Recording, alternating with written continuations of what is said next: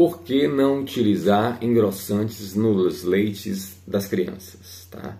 Os engrossantes envolvem todas aquelas marcas aí, as famosas, Mucilon, Nutribon, Arrozina, Maizena, as farinhas em gerais.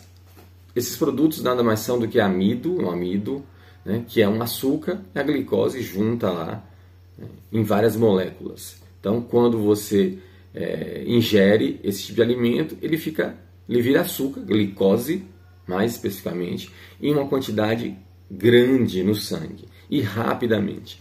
É justamente o pior tipo de carboidrato que você pode ingerir. São aqueles de absorção rápida e que ele faz um pico do nível de glicose no seu sangue e vai levar à liberação de hormônios como insulina, dentre outros hormônios que favorecem o metabolismo com acúmulo de energia, transformando isso em gordura, tá? Quando você tem excesso de glicose no seu corpo, você tende a transformar essa glicose em gordura e você vai armazenar em gordura.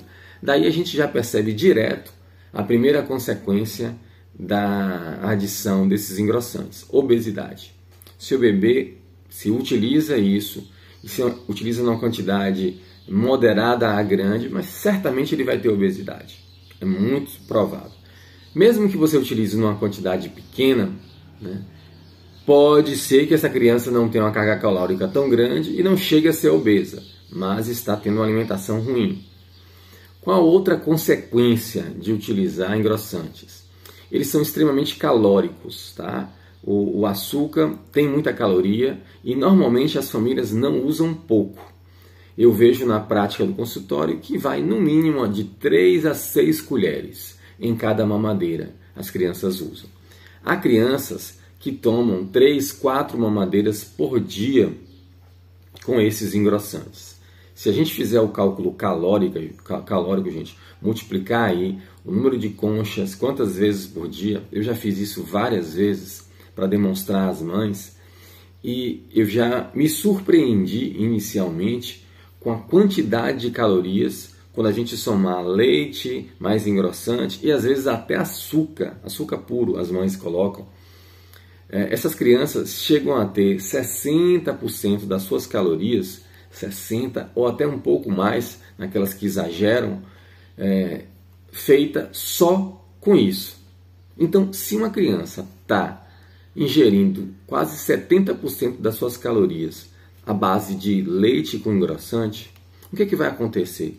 Sobra só 30%. Essa criança não vai ter fome. A necessidade calórica, né, que ficou só esse pouquinho restando aí, é a vontade, é a fome que ela vai ter de comer o almoço, os lanches de frutas, o jantar, as refeições que de fato, principalmente uma criança menor do que 1 ano, deve ter. Então, se essa criança não tem fome, vai acontecer o que a gente vê muito na prática, com os bebês que tomam leite com engrossante, não tem uma boa alimentação. Não só porque estão ingerindo isso, mas também porque não comem as refeições adequadas, porque não tem fome. Não tem fome. Fome é a necessidade de ingerir calorias. E se ele está fazendo isso só com os engrossantes, não precisa comer outras coisas. Uma outra consequência também muito comum, gente, é a constipação intestinal. Os carboidratos, eles tendem a deixar as fezes mais ressecadas, né? Ficam acumuladas mais tempo no intestino, e esses bebês muitas vezes têm as fezes ressecadas e demoram dias para fazer cocô. E começam a se habituar a ficar 3, 4 dias defecando, sempre ressecado e com muita dificuldade.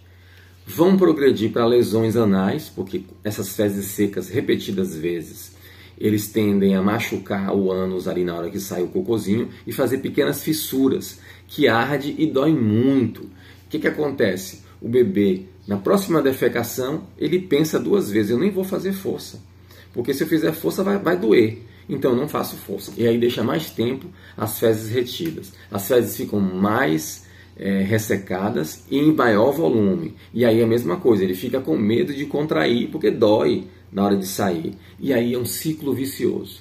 quanto mais essas crianças ficam constipadas, mais ficam. Até chegar um momento que elas fazem fecalomas, fezes empedradas, que precisam de desimpactação, procedimentos complicados, coisas horríveis, né? Tudo isso associado também ao mucilon, dentre outras massas, açúcares na alimentação dessa criança.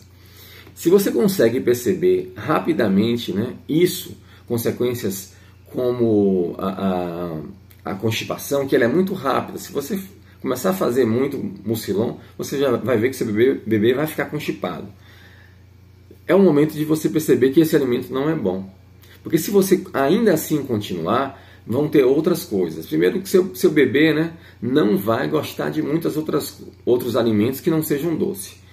Isso aí é bem doce e seu bebê vai ficar sempre modulado, acostumado, formatado a gostar só de alimento doce. Mas um motivo que ele não vai comer vegetais, frutas, porque ele está acostumado àquele tipo de sabor e é isso aí só que ele vai buscar, tá bom?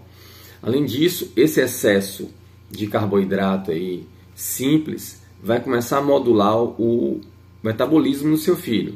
O risco de diabetes, não só da obesidade que vai vir junto, mas a obesidade traz com ela diabetes, hipertensão, né, pressão alta, dislipidemias, problemas de colesterol, problemas metabólicos de adultos. Não é à toa que hoje a gente tem visto crianças pequenas, com poucos anos de idade, 5, 6, 7, menores de 10 anos, com síndrome metabólica, que é a junção de tudo isso aí, obesidade, diabetes, hipertensão, dislipidemias, problemas que antigamente só eram vistos em adultos. Então, gente, eu tentei ser bem evidente nesse vídeo aqui, para mostrar que não é brincadeira, esse é um alimento que não deve fazer parte do cardápio do seu filho, nem compre, não passe nem perto da prateleira e não vai sentir falta. E, como eu falo em outros vídeos, você não precisa comentar isso com ninguém, você vai receber essa pressão muito forte das vizinhas, amigas, famílias, que tem que colocar isso. Isso é normal, é a nossa cultura vigente, assim como a gente faz um monte de coisa errada. Mas não necessariamente você tem que fazer com o seu filho.